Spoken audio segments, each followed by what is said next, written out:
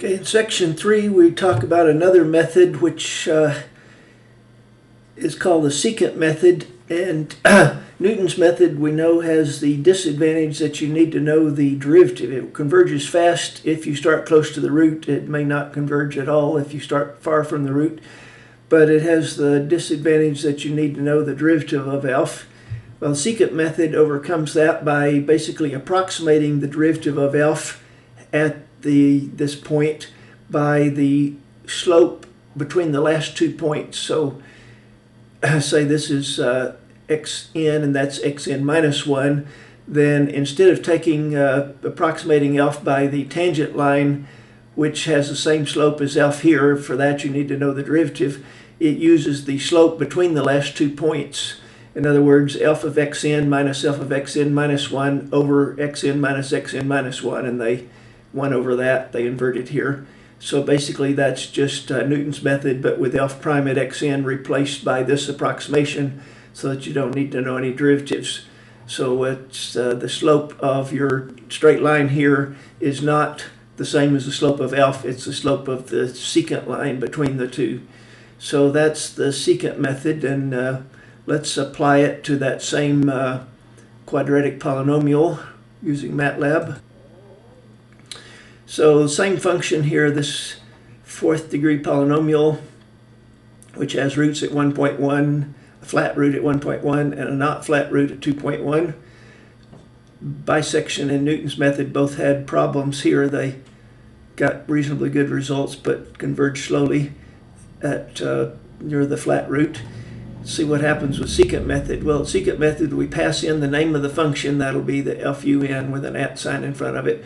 And now Newton's method, you only need to give it 1 starting value. Secant method, you have to give it 2 starting values and the true root just for calculating the error and the order of convergence.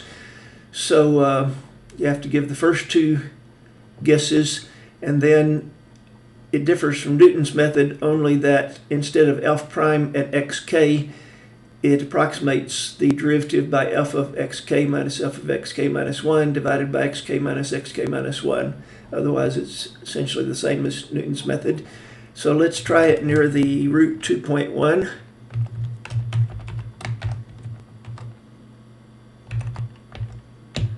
And we know there's a root of 2.1, so let's say try 2.0, 2.05, and 2.07, say, and the exact root is 2.1.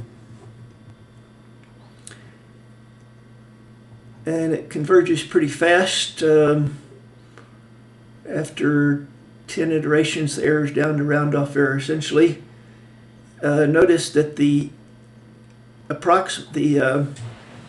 experimental order is about 1.6. And now let's try near the other root, the flat root. At 1.1, let's use 1.05 and 1.07. 1.1 is the true root. And this time it converges slowly, just like Newton's method does. And the order is only about 1. So it looks like the order seems to be about 1.6 near the root at 2.1, but it converges just like Newton's method. It converges but much more slowly, of order 1 near the 1.1 root. In fact, see, after about 10 iterations, you've only got 1.094. That's not near as accurate as it normally would expect. Well, let's look at the order of convergence of secant method. Now, Newton's method, the book shows, and we're going to show in the next section, that the error en plus 1 is proportional to en squared, so it's second order, and the constant involves the second derivative at some point over the first 2 times the first derivative, which all those points are close to the true root. You know, if it's converging, then xn and cn, everything's close to the true root, which they call alpha, I've called r. So you can show theoretically, and we will, but haven't yet, and they do in section 2, that for Newton's method, the error is some constant times the previous error squared, so it's second order, assuming that this is not 0, assuming that the first derivative is not 0. If it is 0, then basically we're that constant is infinite, so it's meaningless. Now, what about secant method? Well, the secant method, there's a similar formula that we can derive in the next chapter, chapter 4, but we can't derive now, that says that the error en plus 1 is proportional to the product of the en and en minus 1. And in fact, this constant is essentially the same as the constant in the Newton's method formula. But Newton's method, the error each step is proportional to the previous error squared. Secant method is proportional to the product of the last two errors, which kind of makes sense because, after all, for secant method, xn plus 1 depends on xn and xn minus 1. So naturally, the error in xn would depend on the error in xn and xn minus 1. But let's assume this formula is accurate. Now, what's the order? Well, if you think about it, the order is somewhere between 1 and 2 because if this were alpha minus xn square, if you got rid of this, it would be second order. But since assuming xn is more accurate than xn minus 1, that would be more accurate. So it's not second order. In other words, if this were xn, that would be better, and it would be second order, but it's not. And if that were just 1, that would be worse, and that would be first order. So it seems reasonable that secant method's order is going to be between 1 and 2. And experimentally, we saw it looked like about 1.6. Well, where did that come from? Well, here's an old test problem where that's derived. Basically, assuming the formula we just showed you, that for the secant method, the new error is proportional to the product of the last two errors. And as we said, this it suggests that the order is between 1 and 2, because if en minus 1 weren't there at all, it would be first order. If en minus 1 were en, that'd be second order. En is actually between. En minus 1 is actually better than 1, but not as good as en, so you expect to be between first and second order. But anyway, so assuming that, and assuming that alpha is the actual order, in other words, that en plus 1 is proportional to c times en to the alpha, where alpha is unknown. Assuming those two formulas, can you solve for alpha? And you can. You first say, well, this is en plus 1 is c en to the alpha. Each error is c times the previous one to the alpha, so en is equal to c en minus 1 to the alpha. Now you solve this for en minus 1. That's en over c to the 1 over alpha. And then use this formula, en plus 1 is m times en, and then replace en minus 1. Solving this for en minus 1, replacing that there, and you get en plus 1 is en to the 1 plus 1 over alpha power. But since 1 plus 1 over alpha has to be the order, because en plus 1 is proportional to en to that power, so that must be alpha also. So 1 plus 1 over alpha must be the same as alpha, and if you multiply 3 by that, you get a quadratic equation for alpha, and the positive root is about 1.62. So theoretically, secant method should be about 1.62 order. It's faster than bisection, but not as fast as Newton's method. But as you can see from this formula, if you're near a flat root, like the 1.1 in that fourth degree polynomial, the derivative, well, all these points are close to the true root, so that's close to f prime at the root, which is 0 for that flat root.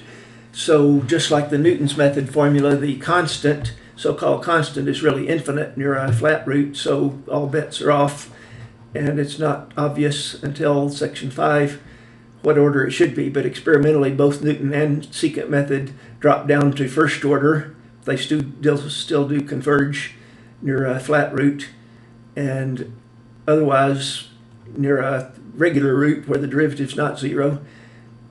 Newton's method is second order, and secant method is 1.62 order. In section 4 talks about more general iteration methods. Suppose we have an iteration of the form xn plus 1 is some function of xn. So for Newton's method, that g is actually xn minus f of xn over f prime, but this is more general. it doesn't apply to secant method because this assumes that each xn plus 1 depends only on the previous one. Secant method depends on the last two. But we have any iteration method like Newton's method or many others. We'll see some others.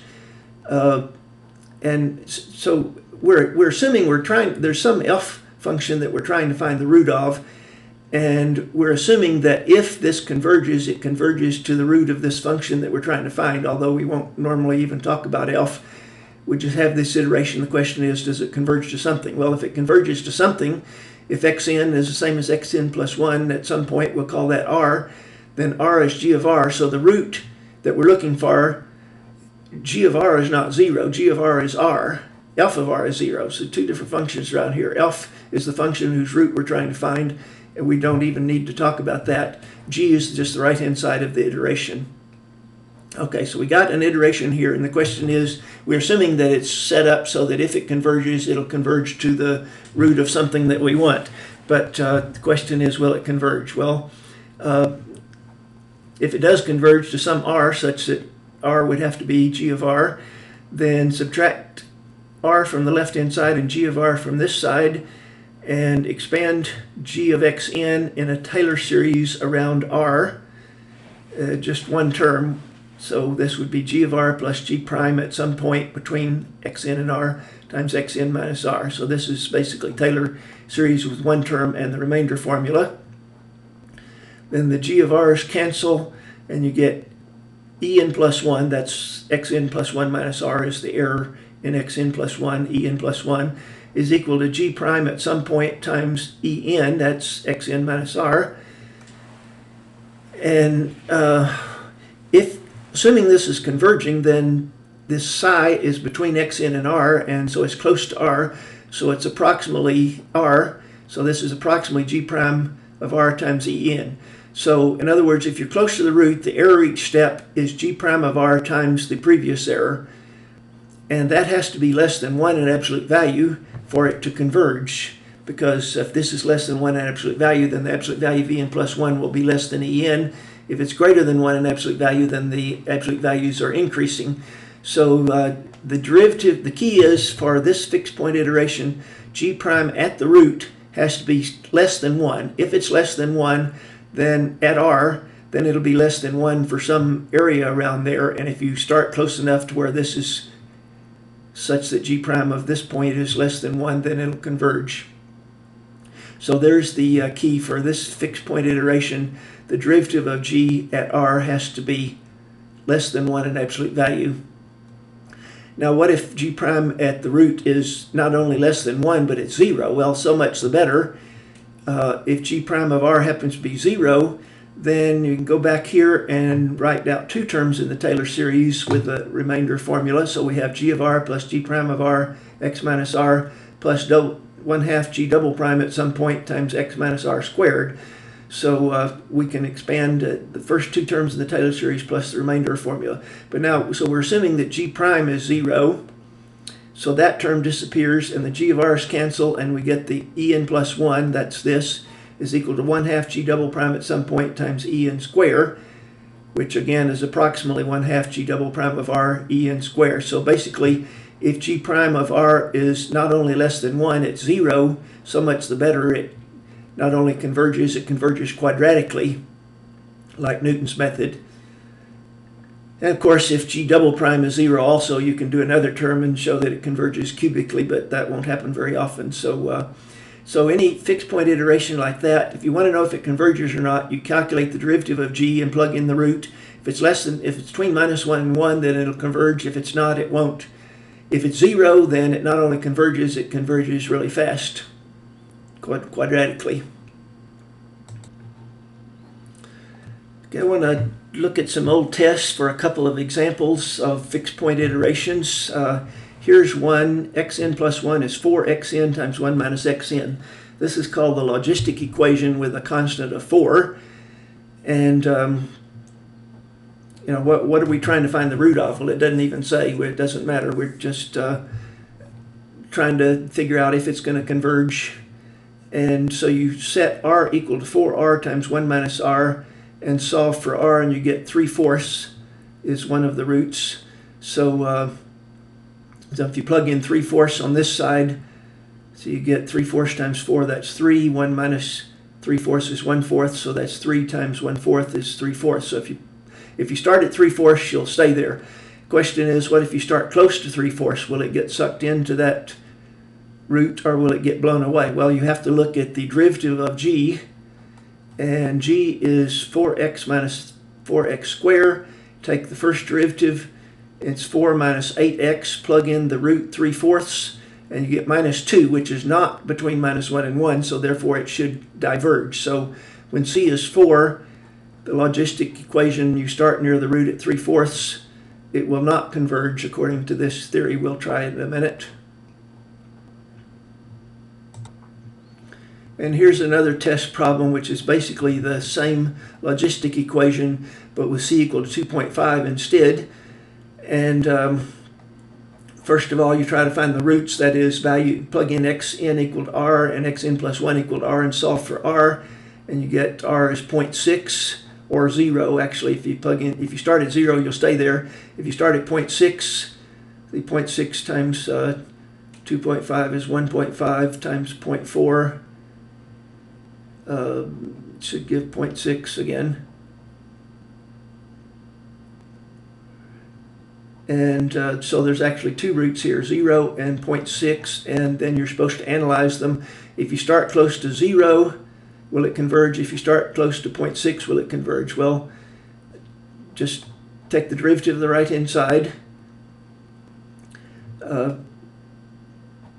G is 2.5x minus 2.5x squared. The derivative is 2.5 minus 5x. At 0, the derivative of g is 2.5, so that diverges. If you start close to the root at 0, you'll get blown away. If you start exactly at the root, you'll stay there. But if you start close to it, you get blown away. If you start close to 0.6, that's 2.5 minus 3, which is minus 0.5. That is between minus 1 and 1, so it should converge linearly because it's not 0. If that were 0, it would converge quadratically.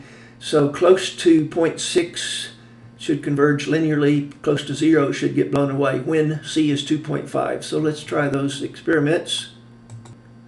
And here's a little logistic iteration. C is the constant out front. So the iteration is xi plus 1 is c xi times 1 minus xi, where one of the test problems, c was 4, and the root was 1 minus 1/4 is 3/4, and we saw it theoretically should diverge when you start close to 3/4.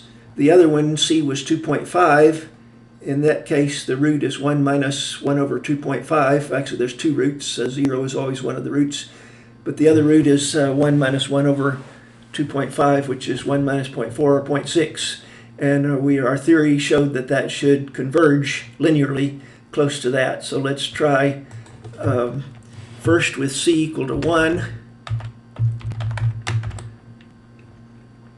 And let's start near the root at 0.75.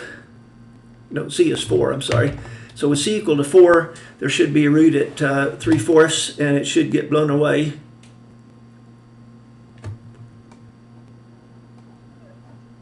And so this is just the true root here. Here's the iterations. We do 100 iterations. It doesn't seem to be converging to anything. After 100 iterations. Now let's try c equal 2.5 and start near the root at 0.6, and it should converge, but linearly.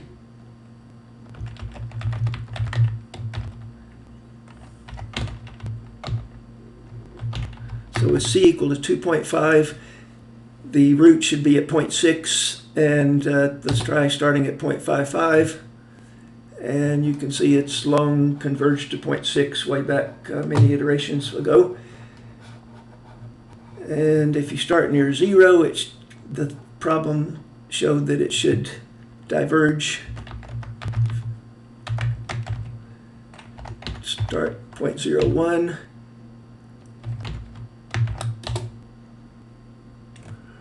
Actually, it gets blown away from 0 and ends up converging to 0.6, where 0.6 is an attractive root. 0 is a repulsive root, so we started real close to 0 and it didn't converge and ended up converging to the root that wanted it. Actually, there's a homework problem about the logistic equation. We had a test problem where c is equal to 4. The root at 1 minus 1 over c is repulsive. That means if you start exactly at a root, it'll stay there. If you start close to it, it'll get blown away. When c was 2.5, the root at 1 minus 1 over c is convergent. Some very interesting things happen with this logistic equation that we won't analyze here. As you increase, see if c is up to 3, the root 1 minus 1 over c will be attractive, will converge. But if you go above c, it goes into an orbit. It goes back and forth, oscillating between two values. It doesn't converge to anything, but it oscillates. If you increase c even more, it goes into an orbit of period 4. It goes through like 4 numbers and back through those 4 and back through those 4. When you finally get c up to 4, it doesn't even go through any period. It just jumps around almost randomly. So interesting things, but all we can tell is that the root at, well, there's always a root at 0 because 0 equals 0. Otherwise, solve this for x and you get 1 minus 1 over c. So that the other root, 1 minus 1 over c, is attractive if c is less than 3, it turns out, and not attractive if c is greater than 3, and that agrees with our test results. The other homework problems, basically, you just plug in this is g of x and calculate g prime at the root, and if it's between minus 1 and 1, it converges. If it's not, it won't converge. Now, we noted that Newton's method is a special case of this general fixed point theory. The secant method is not, because xn plus 1 for secant method depends on the last 2, whereas Newton method only depends on the last 1. So Newton's method is a special case where g of x is x minus f of x over f prime. So we can apply this theory to Newton's method now, and now we can derive the error formula that was derived in section 2. But to review here, remember, if you have an iteration of this form, g is the right-hand side. So there's two functions flying around here. F is the original function we're trying to find the root of. G is just the right-hand side of your iteration. And what we found is that the derivative of g at the root has to be less than 1 in absolute value for convergence. If it's 0, it's quadratic convergence, and in that case, each error is proportionally previous error squared, and the constant is 1/2 g double prime of r. I'm going to use that for Newton's method. So maybe a little confusing here that we've been saying that if f prime at the root is 0, that's bad, but if g prime at 0 is the root is, if g prime of r is 0 at the root, that's good, but there are two different functions here. Okay, so now let's apply this theory to Newton's method.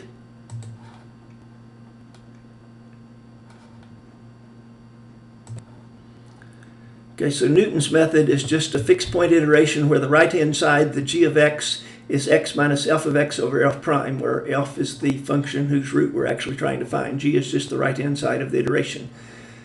Well, for any fixed point method, if you want to know if it converges or not, you take the derivative of g and plug in the root. And by the way, it's the same root. If f of r is 0, then you see g of r is r. So let's say r is a point where f of r is 0, then g of r will be r. If you start at r, you'll stay at r. So we need to take the derivative of g. Well, g is that, so what's the derivative? Its derivative of x is 1. For this, we have to use the quotient rule, square the denominator times derivative of the numerator, minus numerator times derivative of the denominator. F prime squared over f prime squared cancels that 1, and we end up with plus f of x, f double prime of x over f prime of x squared.